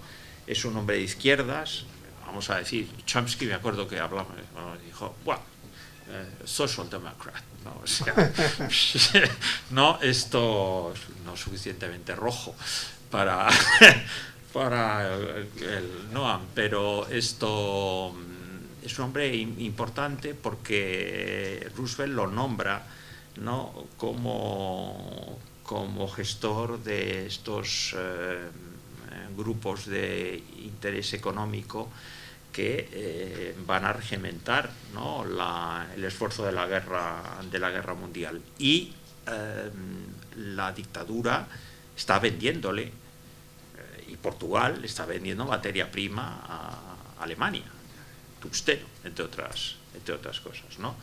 Y entonces hay una discusión entre diferentes gentes en el Departamento de Estado y en estos grupos que dirige Wallace, diciendo, bueno, lo que vamos a hacer, la forma de derrotar al nazismo vamos a entablar una guerra económica, ¿no? ¿Y cómo lo vamos a hacer? Es que vamos a hacer que el mercado internacional de tungsteno explote, o sea, que el tungsteno valga más que el oro, ¿no? Y vamos a meter todo el poder del Estado norteamericano para que los nazis no puedan comprar o se les acaben las divisas, ¿no? Y hay alguien en el Departamento de Finanzas que dice, vamos a gastar ese dinero en esta cosa, ¿no? Y hay un debate fortísimo entre Wallace y por lo tanto, bueno, estos equilibrios y desequilibrios. La política nunca es en una sola dirección, ¿no?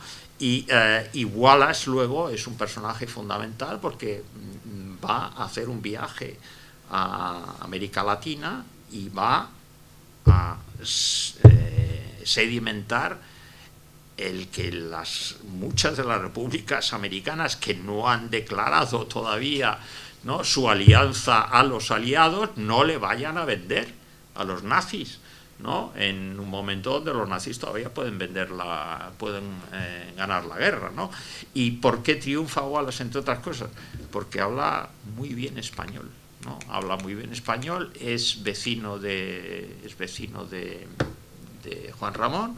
Juan Ramón va a escribir un magnífico texto en una serie que se llama Alerta, ¿no?, y titulada Wallace el mejor, ¿no? Y luego, bueno, iba a ser el presidente teórico, porque era el vicepresidente de Roosevelt. Roosevelt, como sabemos, muere, ¿no?, en el año 45, pero la Convención Demócrata lo expulsa en los 5 últimos minutos de la Convención de Chicago, cuando iban a nombrar al candidato, ¿no?, y ponen a un individuo al cual se le puede manipular, que es Harry Truman, ¿no? Y entonces Wallace empieza a hablar del siglo del miedo, ¿no? En ese sentido, por aquí lo tengo alguna. Bueno, pues la relación entre Juan Ramón y Wallace fue muy cercana, y en realidad Juan Ramón pudo tener un pequeño papel, ¿no?, como había llegado de alguna forma como diplomático plenipotenciario para representar a la República, ¿no?, a través de sus contactos, y de alguna forma pudo tener un cierto papel gracias a Zenobia, entre otras cosas, que fue la que hizo el contacto con Wallace, ¿no? Y por lo tanto, bueno, las cosas fueron cambiando, fueron girando, y al final, naturalmente, se impuso la razón de Estado y los intereses de la política norteamericana. Una cosa se llama los pactos de Madrid, ¿no?, en donde vendimos absolutamente todo, ¿no?, para que el régimen fuera reconocido y entrara finalmente en el año 55 en la ONU, a pesar de la oposición israelí, ¿no?, de Abba Eban. En el año 49, cuando iban a entrar, Abba Eban, el embajador israelí, dijo no, la dictadura de Franco no entra, a pesar de que hayan salvado aparentemente a 43.000 judíos gracias a un decreto de la época de Primo de Rivera, ¿no?, en el conflicto en Turquía en el 25. Ahí se escribieron, bueno, y los diplomáticos españoles que hicieron, muchos de ellos hicieron un trabajo, ¿no?, extraordinario en ese sentido, a pesar de, ¿no? Y luego, pues, Franco no habló de la conspiración ya judeo-masónica, ¿no?, pero bueno, le sentó francamente mal, ¿no? Y eso explica de alguna forma, ¿no?, en toda una tradición de ocultamiento y de dar las espaldas a Israel. Las relaciones no las establece Felipe González. Hasta Felipe González no se establecen relaciones con Israel, ¿no? Y por aquí pasa Arafat armado con pistola al cinto en el año 79, ¿no?, cuando era de alguna forma el jefe de una organización terrorista, ¿no?, que ayudaba a una organización en este país que se llamaba ETA y que ponía bombas, ¿no? Cosas que se nos suelen olvidar, ¿no?, cuando remontamos el canal de la historia. Quedan unos minutitos más, ¿no? Yo tengo una pregunta, si no hay nadie. Tengo muchas preguntas. En primer lugar, agradecer la intervención del profesor Navarro y de las otras dos profesoras. Y para mí sigue siendo impactante siempre rememorar estas historias desgarradoras, ¿no? Son historias terribles, no solamente de las penurias y de las pérdidas humanas de los que fallecieron, sino incluso de aquellos que con éxito pudieran reconducir sus vidas en México, en Estados Unidos. Fueron historias terribles, teniendo en cuenta además el vacío intelectual que dejaron en su país, ¿no? Que esto se convirtió en un país gris durante mucho tiempo, unas pérdidas irreparables. Tengo varias, por lo tanto a mí me produce emoción y me impactan rememorar estas cosas, no puedo evitarlo. Tengo una pregunta más técnica, porque ha comentado que las sociedades hispánicas en el 77 se disolvieron. ¿Tiene algo que ver con el advenimiento de la democracia en España, por agotamiento de los que eran los exiliados entonces? Probablemente sean las dos cosas. Y un par de cuestiones más. Estábamos hablando antes, nuestra amiga Dina hablaba del pozo que había dejado en los familiares y en los compatriotas, el pozo que deja tan impactante y que perdura tanto tiempo el haber tenido exiliados. ¿Por qué en Israel no hay más controversia al respecto? Son exiliadores hoy. En Israel no hay una política unánime al respecto. Y parece que hay gente que estuviera perdiendo ahora dentro de Israel. Quiero decir, los que no son extremistas están perdiendo en Israel, ¿no? Entonces, esa sería una segunda pregunta. Y la otra, Roosevelt, un señor demócrata que vino a romper con tantos tabús, que en Estados Unidos era temido como izquierdista peligroso, que podría traer incluso el socialismo al principio, cuando el New Deal, ¿a dónde vamos a llegar? Esto es en fin, hubo mucha controversia. ¿Cómo pone un embargo a una república democrática? Bueno, son tres preguntas muy importantes y complicadas, ¿no?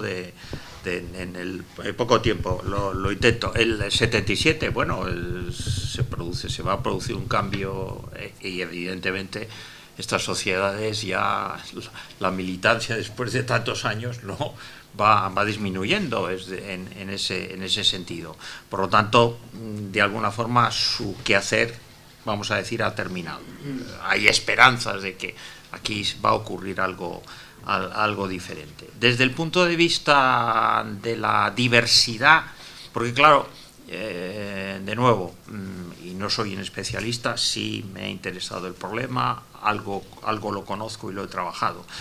Hablamos de sionismo, hay sionismos, ¿no? Es decir, es que la diversidad, ¿no?, del pensamiento, ¿no?, en ese sentido y de las tendencias, ¿no? Evidentemente en estos momentos se han impuesto las más ultraortodoxas, las más conservadoras, las más impresentables, aquellos herederos de lo que fueron el mundo, los kibutzim, etcétera, etcétera, tienen 4 representantes en la Knesset, ¿no? Pero no significa que Israel no sea una democracia, ¿no? Lo que pasa es que ha sido capturada, ¿no?, por estas gentes. Y hacia dónde va esto, pues paradójicamente va en el círculo de lo que en algún momento se pensó que se podía hacer, que era un Estado confederal, en ese sentido, y que los ultraortodoxos y los ultraortodoxos también palestinos, porque hay todo un sustrato, ¿no?, de entre otras cosas, de pensamiento nazi, ¿no?, bajo el pensamiento, la diáspora palestina, ¿no?, del cual se habla poco y no tenemos tiempo, da para otra. Pues lo rechazan. Era la postura que los posibilistas como Said defendían. Y además, ¿y cómo se va a desarrollar? ¿Cómo se podría desarrollar ese utópico Estado palestino ante una nación que se encuentra absolutamente sobrecogida, ¿no?, de forma continua, a pesar de y que vive bajo el síndrome del pogromo, ¿no? Y el pogromo para un judío es, ¿verdad? En fin, ahí lo dejo, ¿no? Pues con una inyección de ¿quién se la puede poner? La inyección se la puede poner el que tiene el antibiótico, ¿no? Evidentemente, lo que decías ahí, el antibiótico lo tiene Israel, ¿no? ¿De qué forma?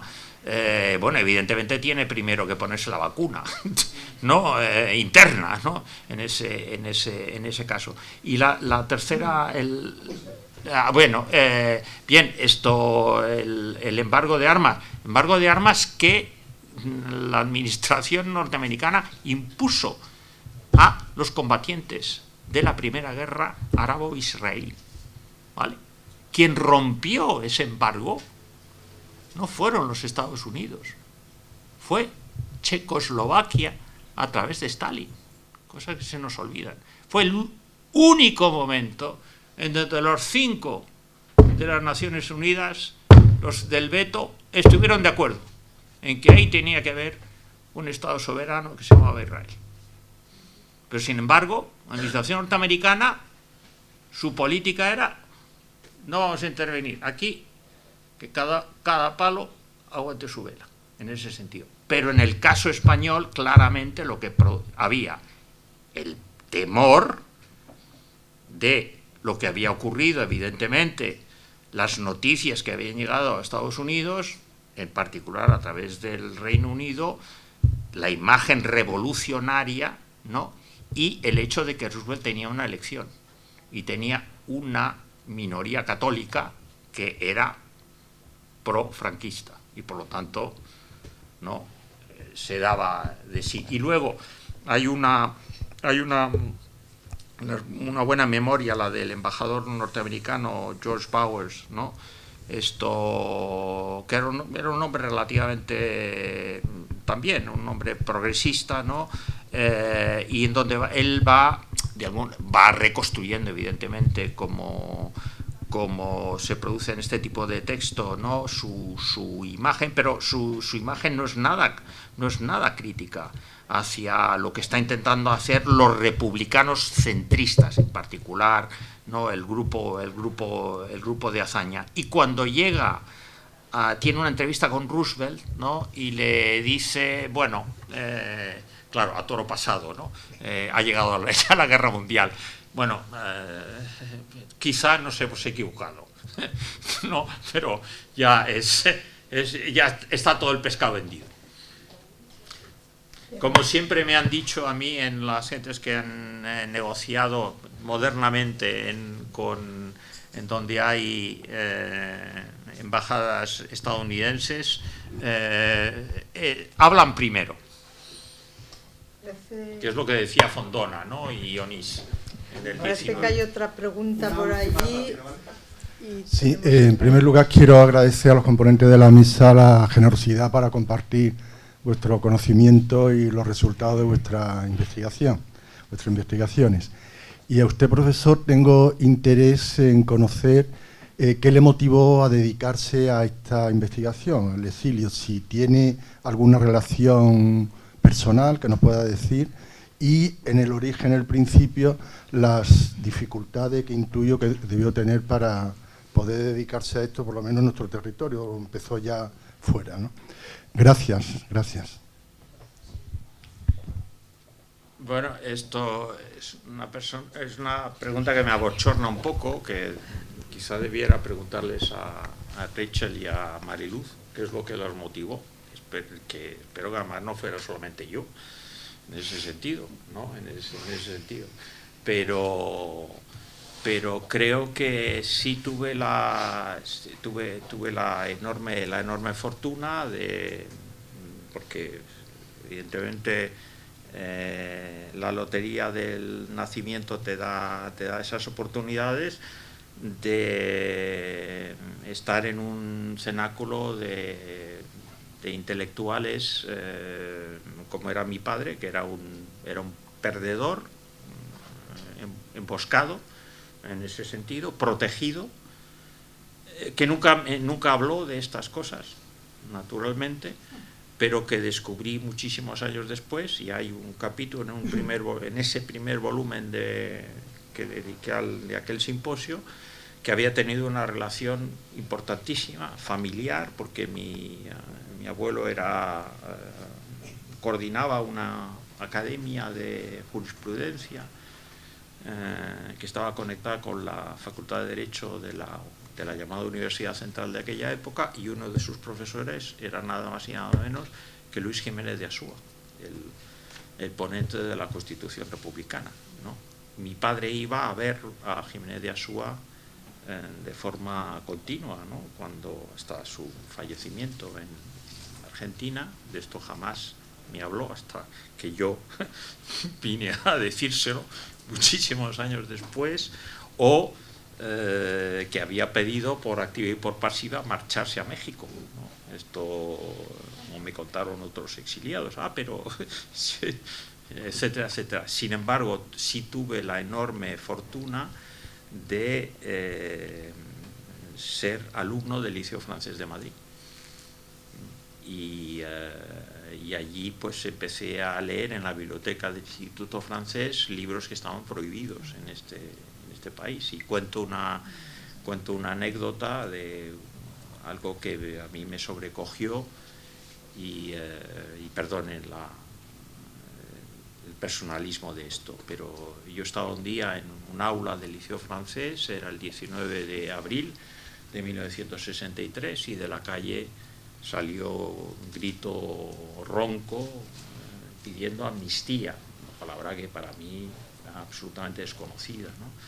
Remontando en el tiempo, luego yo logré saber que aquel grito pedía amnistía para Julián Grimau, que estaba siendo condenado por un tribunal militar sin ningún tipo de derecho ni forma jurídica, y que fue fusilado al día siguiente, ¿no?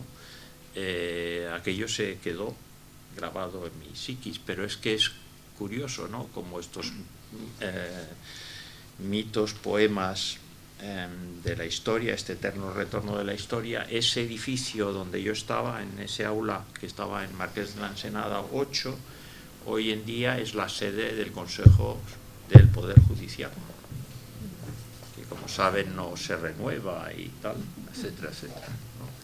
Enfrente de ese Tribunal Supremo, donde luego ese tribunal militar fue sustituido por un sucedáneo que se llamaba el Tribunal de Orden Público.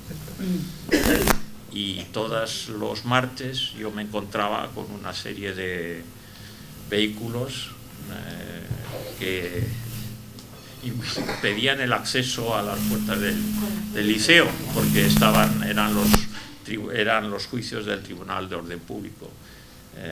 Allí, entre ellos el proceso 1000, precisamente ahora que son 50 años del magnicidio de Carrero Blanco, y aquella mañana a punto estuvieron a mí de llevarme, precisamente, porque yo hago pelos ya un poco largos. Hola, buenas noches. En primer lugar, agradecer a toda la mesa las intervenciones, y solamente una pequeña aportación. Es que cuando estabais comentando sobre los campos de refugiados y los campos de concentración, no he podido evitar en la documentación gráfica, que yo creo que algún día se hará una novela sobre ella, del fotógrafo Agustí Centelles. Entonces, las imágenes de Centelles sobre esos campos o de concentración o de refugiados siguen levantando ampollas, siguen siendo espeluznantes. Solo eso, muchas gracias. Sí, bueno, es que es muy importante las imágenes de Centelles, ¿no? Sí. Evidentemente en los campos nazis no hay cámaras, ¿no? Etcétera, pero él consigue esconder una cámara y muestra precisamente, ¿no?, la degradación del ser humano, ¿no?, que la concentración produce, ¿no? Lo que luego en los campos nazis se llama el musulmaner, ¿no? Y en los españoles la arenitis, ¿no?, la arenosis, ¿no?, la degradación, ¿no?, el trauma. Bien, parece que tenemos que cerrar. Yo pediría como cierre volver atrás a los exiliados españoles en Estados Unidos con una pregunta que te ruego que contestes en 2 frases, y que además viene muy al hilo de un proyecto que se está moviendo. Hay algunas personas, esta sala ha vinculado con él, que es un poco dentro de muy poco tiempo, en el 2026, se conmemorarán el 250 aniversario de la Revolución Americana, donde España tuvo una participación, Andalucía en particular, relevante. Y estamos ahora recogiendo ese tipo de cosas que resumiría de la siguiente manera. ¿Qué pozo deja toda esta tanda o tandas sucesivas de exiliados españoles en Estados Unidos más allá de los circuitos de especialistas? Brevísimamente. Bueno, hoy en día esa es una pregunta interesante, y quizá 2026 permita volver a abrir ese capítulo. Siempre un capítulo pendiente, ¿no? Porque en ese sentido, de alguna forma pienso que la derrota del 98, ¿no?, produce, a pesar de ese Spanish Craze, ¿no?, un ocultamiento, ¿no? Al fin y al cabo es la potencia que finalmente, ¿no?, ha desaparecido, y a pesar de que el hispanismo de alguna forma nace o renace o se proyecta en esos momentos, hoy en día digamos que la salud de esta memoria intelectual en las universidades estadounidenses no es la mejor, ¿no? En este sentido, bueno, Rachel lo puede comentar, ¿no? ¿Cuál es la situación en general de los departamentos de humanidades, lenguas, etcétera, ¿no? Pues honestamente va muy mal la cosa. Yo enseño en una universidad del estado de Nueva York, un SUNY, y hace un par de años perdimos la parte de francés. Éramos todo un departamento de lenguas modernas, pero ya no se puede matricular un estudiante para estudiar una carrera de francés, ni tampoco una titulación menor. Yo sé que no existe aquí el concepto, pero un minor ya ni existe como una subespecialidad en francés. Hemos perdido ese programa. En cuanto al programa de español, también hemos perdido varios de los profesores. En un momento éramos 4 profesores, perdimos una que volvió a Canadá, no la reemplazaron, se jubiló otra que se especializaba en literatura latinoamericana, y ahora yo ya me voy también, y tampoco me van a reemplazar, entonces va a quedar solo un profesor de literatura española. Y sé que otros programas, West Virginia ha sufrido mucho, ha perdido sus programas, y no sé, entraríamos en cuestiones políticas, culturales, muchas cosas. Es todo al revés lo que se ve aquí de la apreciación de los idiomas, de obligar a la gente a sacar por lo menos un B1, si no, no terminas tu grado. Hay muchas diferencias culturales que supongo que habría que entrar en eso para entenderlo. Bueno, to be continued, como dicen.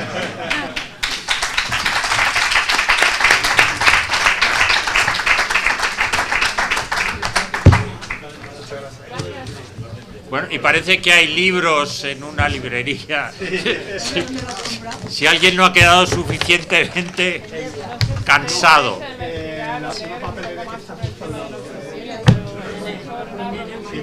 Ya. Gracias aquí que han venido a echarme una mano.